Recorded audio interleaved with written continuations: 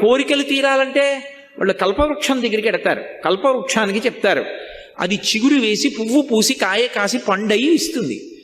దరిద్రేభ్యో భద్రాం శ్రియమనిశమహ్నాయ దదతౌ. ఈ లోకంలో ఉన్న వాళ్ళకి ఆ బెంగ లేదు. అమ్మా అనొక్కసారి పిలిచి నమస్కారం చేస్తే చాలు, వెంటనే నేనున్నాను రా బిడ్డా అని అమ్మవారు కాపాడుతుంది.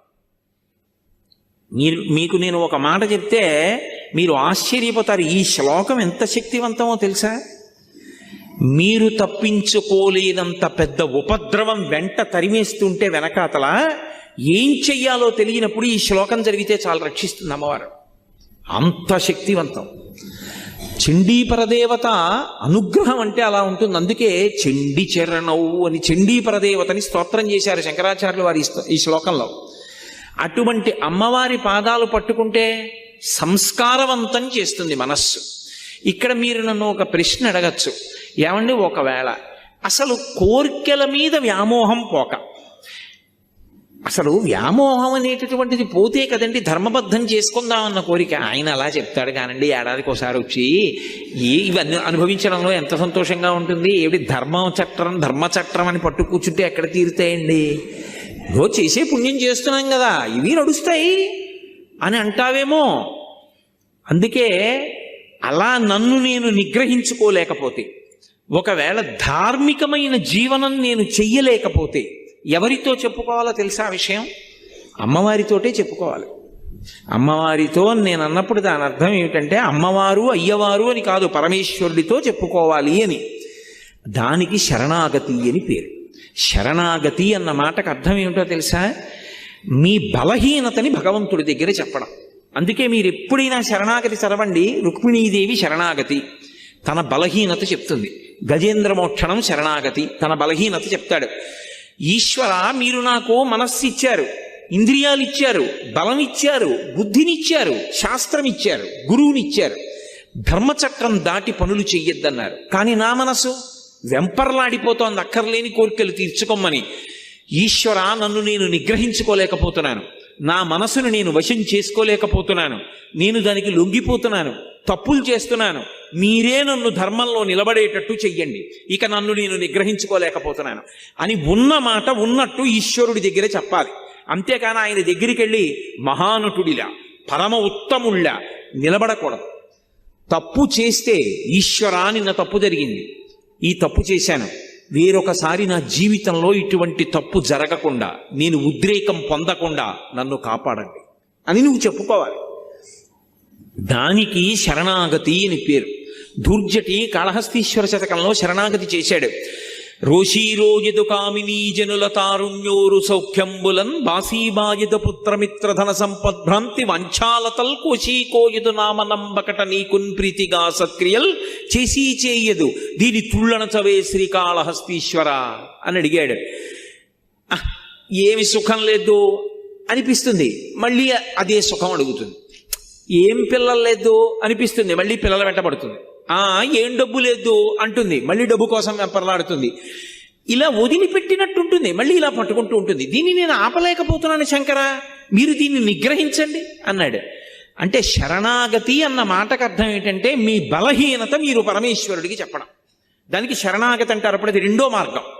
మనమే ధార్మికంగా బతకకపోతే అది భగవంతుడికి చెప్పాలి, అమ్మవారితో చెప్పాలి. వెళ్ళి అమ్మా ఇలా అవుతోంది, నన్ను నేను నిగ్రహించుకోలేకపోతున్నాను, తప్పు చేస్తున్నాను, అమ్మా నువ్వు నాకు ధర్మమునందు అనురక్తి అని ఆవిడ దగ్గర ఒప్పుకొని బలహీనత చెప్తే ఆవిడ అనుగ్రహిస్తుంది. మీరు మళ్ళీ నన్ను ప్రశ్నిస్తారు నాకు తెలుసు. అసలు కామం ఆవిడ ఇవ్వకపోతే దరిద్రం వదిలిపోయిందిగా. అసలు కామం పెట్టడం ఎందుకు? ఆవిడే పెట్టబట్టి కదా ఈ అల్లరంతా వచ్చింది. పెట్టకుండా ఉంటే గొడవ వదిలిపోనుగా. ఆవిడెందుకు పెట్టిందంటే ఒక ఉత్తమమైనటువంటి ప్రయోజనం కోసం ఆవిడ కామాన్ని ఇచ్చింది. కామము మనసులో పుట్టి అది ధర్మబద్ధమై ప్రహృష్టమైనటువంటి మనసుతో భార్యాభర్తల సంగమం వల్ల తేజోవంతమైన కొడుకు పుడతాడు. వాళ్ళిద్దరి యందు అనురక్తి లేదనుకోండి, అనురక్తి లేకపోతే తేజో విహీనమైన సంతానం కలుగుతుంది, అనురక్తి చేత తేజోవంతమైన సంతానం కలుగుతుంది. బాలకాండ స్కందోత్పత్తిలో అదే చెప్తారు. కాబట్టి ఇప్పుడు అటువంటి కొడుకు పుడితే పితృరుణం నుంచి విముక్తుడవుతాడు. పితృరుణం నుంచి విముక్తుడు అవ్వాలంటే కామం ఉండాలి, కానీ కామము ధర్మబద్ధము కావాలి. నీ భార్య ఎందుంది, అదేం బంధించదు, అదేం పట్టుకోదు. అదే సీతమ్మ అంటుంది, నివర్తయ మనోమత్త స్వజనే క్రియతాం మనః. నీ వారి యందు నీ మనస్సు ఉంచుకో, ధర్మం అయిపోయింది. నీ వారి యందు మనసు ఉంచుకోకపోతే ప్రమాదానికి కారణమైపోతుంది. కాబట్టి ఇప్పుడు ఆవిడెందుకు ఇచ్చింది, పితృరుణం నుంచి విముక్తుడివికా అని ఇచ్చింది. కానీ అది మన బలహీనతగా మారిపోతే అదే అమ్మవారితో చెప్పాలి. అందుకే శరణాగతి ఎంత గొప్పదో తెలుసా అండి. అసలు శరణాగతి నోటితో చెప్పడం కాదు, శరణాగతి త్రికరణ శుద్ధిగా చెయ్యగలిగితే నయ్యితి అంటూ జ్ఞాన మార్గంలో వెళ్ళినప్పుడు చిట్ట చివర ఏ లక్ష్యాన్ని చేరుతాడో, శరణాగతి మార్గంలో కూడా అదే ప్రయోజనానికి వెంటనే వెళ్ళిపోతాడు. సజ్జ ఫలితం, ఉత్తరక్షణం వెళ్ళిపోతాడంతే. అంత గొప్పది శరణాగతి. ఎందుచేత అంటే మీరు ఇక్కడ ఒక విషయాన్ని బాగా పసిగట్టవలసి ఉంటుంది. నేను ఉదాహరణ చెప్తే మీరు పట్టుకుంటారు.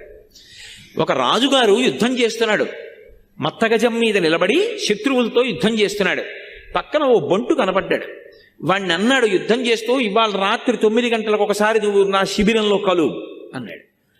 ఆ సైనికుడు అన్నాడు, నేను సామాన్యమైన సైనికుణ్ణి, రాత్రి సేనాధిపతులు వస్తారు, మండలాధికారులు వస్తారు, ప్రజల్ని అక్కడ రాజ్యం పరిపాలనలో ఉన్న ఉన్నతాధికారులు వస్తారు, మీ దగ్గర విషయాలు కనుక్కోవడానికి నిర్ణయానికి మంత్రులు వస్తారు.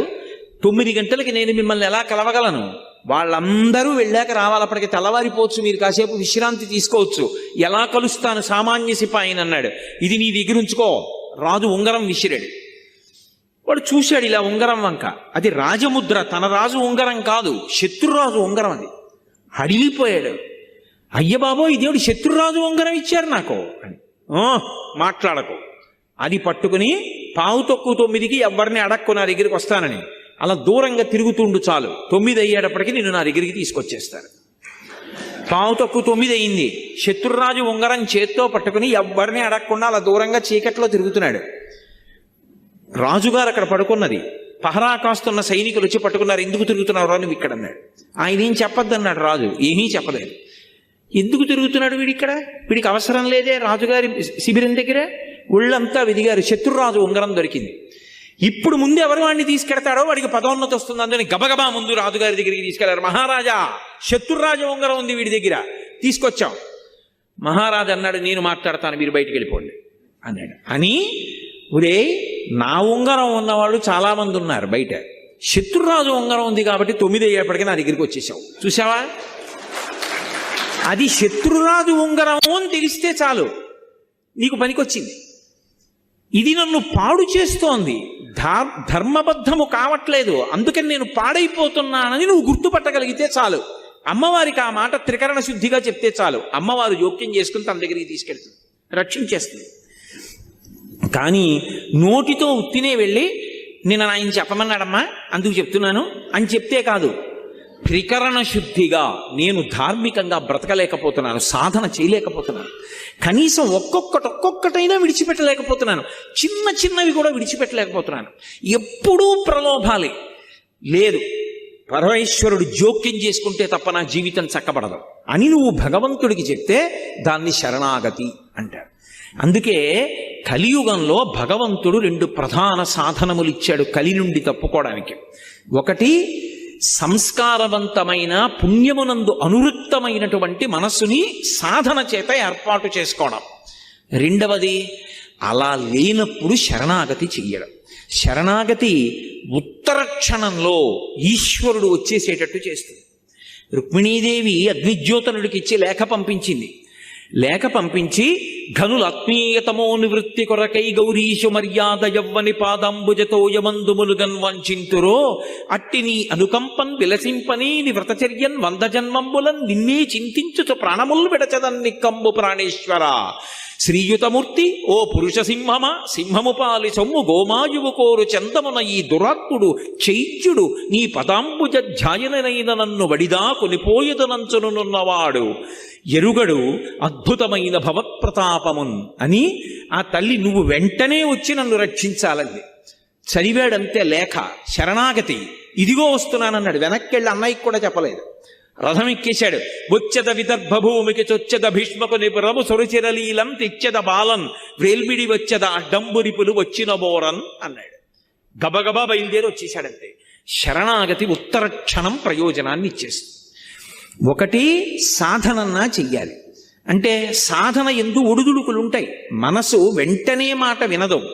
అది వింటలేదని దానితో ఘర్షణ పడకుండా మెల్లమెల్లగా ఒక్కొక్కటైనా దుర్గుణములు విడిచిపెట్టే ప్రయత్నం చెయ్యాలి. అసలు నేను ఏమీ చేయలేకపోతున్నాను అనుకుంటే ఆ విషయం భగవంతుడికి చెప్పాలి. అది శరణాగతి. ఇప్పుడు సంసాధన అన్న మాటకు అర్థం ఏమిటంటే మనసుని సంస్కారవంతం చేసుకోవడం. మీకు నేను ఇందాక చెప్పా పునర్జన్మ దాని మీదే ఆధారపడుతుంది అని. అదే ఓ రామాయణం గురించో భాగవతం గురించో భారతం గురించో మహాత్ములైనటువంటి గురువుల గురించో ఆలోచిస్తూ వెళ్ళిపోయాడు అనుకోండి, ఉత్తర జన్మలో మళ్ళీ గొప్ప విద్వాంసుడై పుడతాడు. తండ్రి దగ్గర చక్కగా అభ్యాసం చేసి అనుష్ఠానం చేసి పరమేశ్వరుడు యందు చేరుతాడు. మంచి జన్మ రావాలంటే మనసు సంస్కారవంతము కావాలి.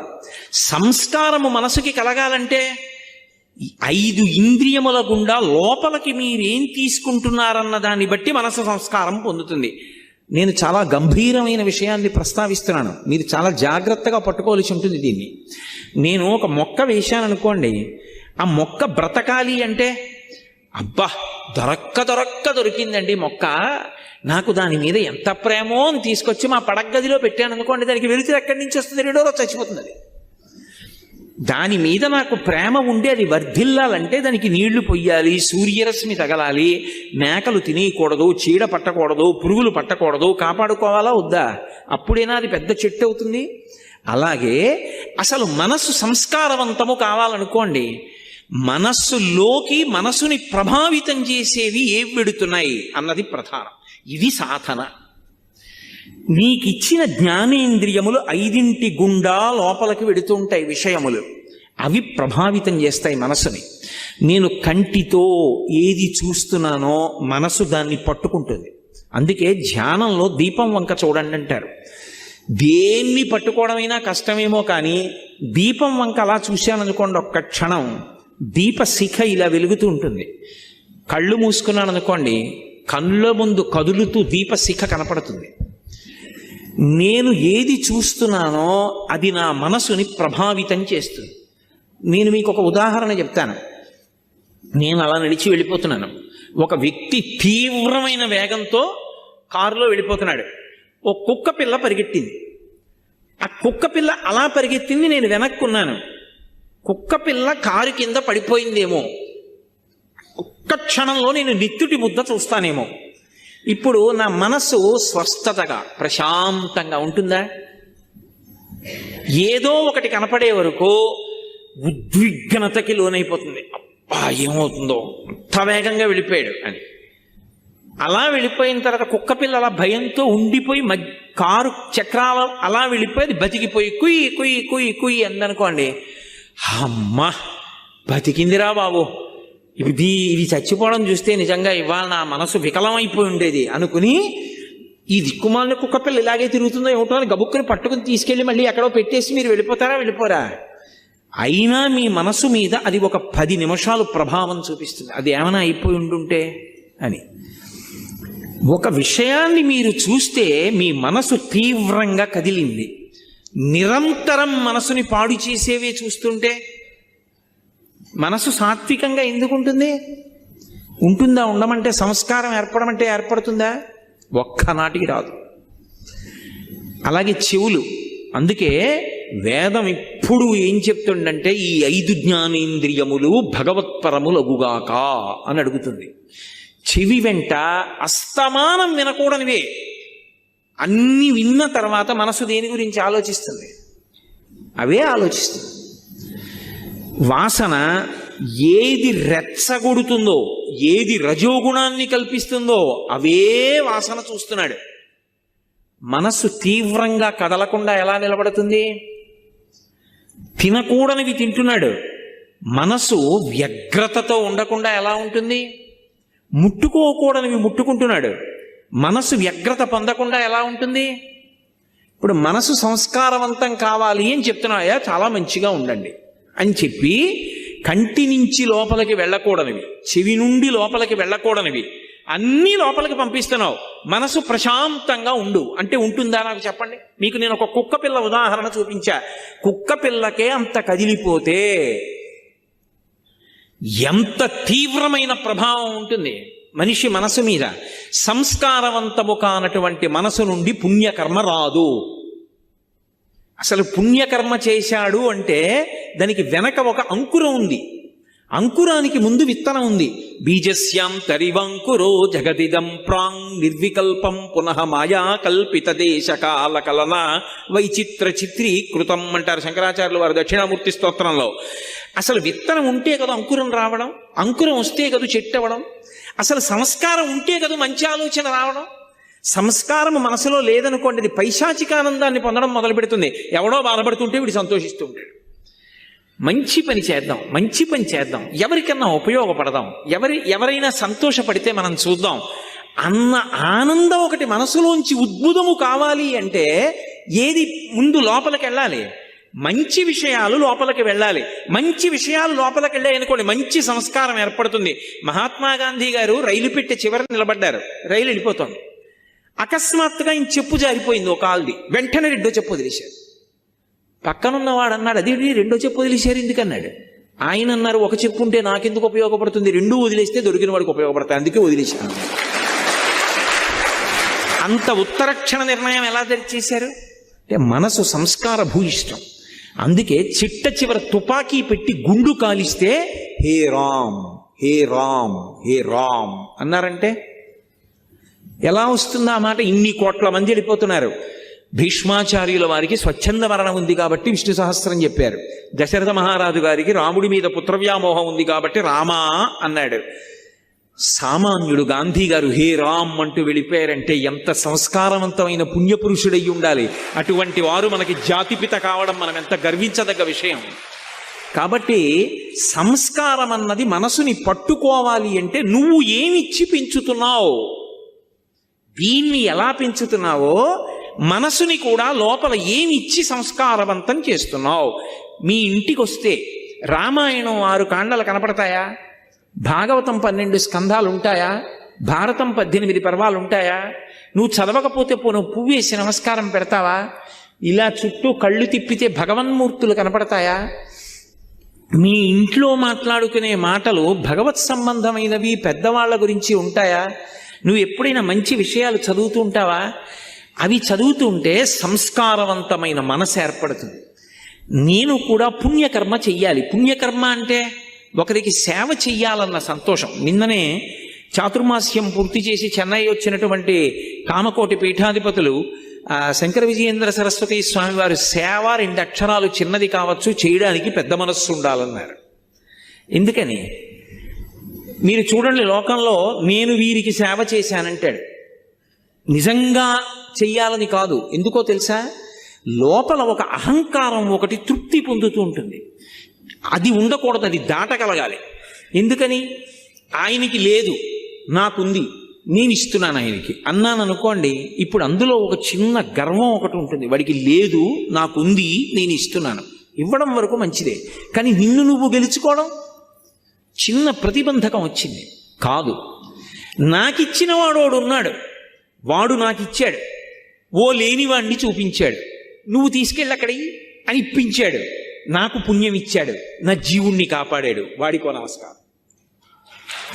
ఇప్పుడు ఆ లేనివాడిగా వచ్చినవాడు ఈశ్వరుడు, నిజంగా వాడు లేనివాడు కాడు. ఈశ్వరుడు అలా వచ్చి నా దగ్గర పుచ్చుకున్నాడు, పుచ్చుకోవడానికి నాకు ఇచ్చాడు. ఇప్పుడు నేను ఈశ్వరుడి చేతి ఉపకరణాన్ని. అందుకే ఈ దేశంలో దానం చేశారనుకోండి, దానం పుచ్చుకున్నవాడు నమస్కారం చేయడు. లోకంలో ఏంటి, ఒకడికి అవసరం ఉంది, ఒకడి దగ్గర అవసరం తీర్చగలిగిన శక్తి ఉంది, ఒకడికి బట్టలు లేవు, ఒకడి దగ్గర బోల్డన్ని పంచెల చాపలు ఉన్నాయి, ఓ పంచెల చాప పట్టుకెళ్ళి ఇచ్చాడు. ఇప్పుడు పుచ్చుకున్నవాడు ఇచ్చినవాడికి నమస్కారం చేయాలా, ఇచ్చినవాడు పుచ్చుకున్నవాడికి నమస్కారం చేయాలా? పుచ్చుకున్నవాడు ఇచ్చినవాడికి చేయడు, ఇచ్చినవాడు పుచ్చుకున్నవాడికి వాళ్ళకి దండం పెడతాడు. ఎందుకని? భాగవతంలో వామనమూర్తి ఘట్టంలో చెప్తారు, విప్రాయ ప్రకటిత వరాయ భవతే విష్ణుస్వరూపాయతే తత్ప్రామాణ్య విధే త్రిపాదస్య ధరణిం దాస్యామి యంచున్ క్రియాక్షిప్రుండై ధనుజేశ్వరుండు వడుగుం చేసాచి పూజించి బ్రహ్మ ప్రీతం అని ధారబోసే భువనం ఆశ్చర్యము పొందగా. బ్రహ్మప్రీతం అని పరమేశ్వరుడు సంతోషించుగాక. ఆయన రూపంలో వచ్చినవాడు ఈశ్వరుడు. ఇవ్వగలిగినటువంటి ప్రజ్ఞనిచ్చింది ఆయనే. లేకపోతే నేనెక్కడి నుంచి ఇస్తాను? ఇవ్వగలిగానంటే ఆయన అనుగ్రహం. కోటేశ్వరరావు గారు ఉపన్యాసం చెప్పారని పైకి కనపడుతుంది. ఒక విషయం మీద మాట్లాడడానికి కావలసినటువంటి సమాచారం అంతా మెదడులో ఉన్నదాన్ని ఒక క్రమంలో బయటికి వచ్చేటట్టుగా చేసి, ఆ మాట్లాడేటప్పుడు తీసినటువంటి ఊపిరిని వాక్కుగా మారుస్తున్నప్పుడు డొక్క నిప్పెట్టి టక్కని పట్టుకుందనుకోండి, ఏం మాట్లాడతాను? అలా పట్టుకోకుండా 2 గంటల పాటు విషయాన్ని ఒక క్రమంలో వాక్యాలుగా మార్చగలిగినటువంటి ప్రజ్ఞనిచ్చి మాట్లాడిస్తున్న వాడొకడు లోపలున్నాడు. వాడు మాట్లాడుతున్నాడు. ఈ మైక ఉపన్యాసం మాట్లాడుతున్నది, నేను మాట్లాడింది ఇది మాట్లాడుతోంది. ఇది నా ముందు ఎలా ఉంటుందో వాడి ముందు నేను అలా ఉన్నాను. అది పోతన గారు. అందుకే పలికిది భాగవతమట, పలికించు విభుండు రామభద్రుండట, నే పలికిన భవహరమగునట, పలికెద వేరొండుగాధ పలుకగనేలా. నేనా పలుకుతున్నది, రామచంద్రమూర్తి నా చేత పలికిస్తున్నారన్నారు మహానుభావుడు. ఇది సనాతన ధర్మంలో సేవ. మీరందుకే ఎప్పుడైనా ఒక విషయం గమనించండి, సేవ అన్నది మొదట ఎవరి దగ్గర ప్రారంభం అవుతుందంటే భగవంతుడి దగ్గరే ప్రారంభం అవుతుంది. ఆయన చెయ్యనిది మనం చేసేది ఉండదు. సేవ ఎక్కడ మొదలు? భగవంతుడి దగ్గరే మొదలు. మీరు భాగవతం చదవండి. భాగవతంలో కృష్ణలీలలు అని ఉంటాయి. కృష్ణలీలలన్నీ ఏమిటి? కృష్ణలీలలన్నీ సేవయే. ఆయన కాళీయుడి పడగల మీదకెక్కి తాండవం చేశాడు. ఇప్పటికీ వెంకటేశ్వర స్వామి వారికి సుప్రభాతం చేస్తే మనం అందులో ఇప్పటికీ చెప్పట్లేదు, శ్రీవేంకటాద్రిశిఖరే శిరసశ్రుతీనాం అంటూ, స్వామి నువ్వు ఆ కాళీయుడి పడగల మీద పాదాలు పెట్టావు, వెంకటాచల పర్వతాల మీద వెంకటాచలం శిఖరం మీద పాదాలు పెట్టావు అంటాం. ఆయన పావు మీద ఎక్కి నాట్యం చేయడం ఏమిటండి? లోకంలో ఎవడైనా చేస్తాడా? పావు పడగల మీద 101 పడగల మీదకి ఎక్కి నాట్యం చేయడం ఏమిటి? అది కూడా మామూలుగానా? ఏదో భయపడుతూ పడగల మీద కాళ్ళు పెట్టలేదు. వెస దామోదరు పాదఘాతనగతుల్ వేవేల చందంబులన్ ప్రసమాటోపముచూపబాపణ భృచ్చటామండలం వసహంబై పగిలెన్ మణుల్ చెదరగా నాస్యంబులన్ సోణితం బెసగన్ దంష్టలు నుగ్గుగా గరళ వహ్నిజ్వాలికల్ వెల్వడన్ యమునా వీచి మృదంగ వజ్జములు మ్రోయం తీర గోపౌఘర్ష మనోజ్ఞ ధనితంబు గేయముగ జంచత్కాళి తవ్యాళి రంగ తరంగ తలంబునన్ పటుగతిన్ కంజక్షు నిర్మర్దనక్షము హృద్యద్భుత భీమమై పరగ దివ్య శ్రేణి చూచన్ దివిన్ అన్నారు. 101 పడగలు ఎక్కి తొక్కుతూ దాని తోక పట్టుకుంటే ఒక పడగ కిందకెడితే ఇంకో పడగ మీదకి ఎక్కాడు. మణులు బయటికి వచ్చేసాయి, ముఖాలు బద్దలైపోయి నెత్తురు కారిపోయి. ఎట్టి తపంబు చేసెనుకో, ఎట్టి సుకర్మములు ఆచరించెనో ఈ యహి పూర్వభవంబునందు మున్నిట్టి మహాత్ములకునైన చూడకరాని ఈ మహనీయ పాదముల్. స్వామి, మహాత్ములు చూడలేదు ఆ పాదాల్ని. శూరులు తొల్లియే విభుని శోభి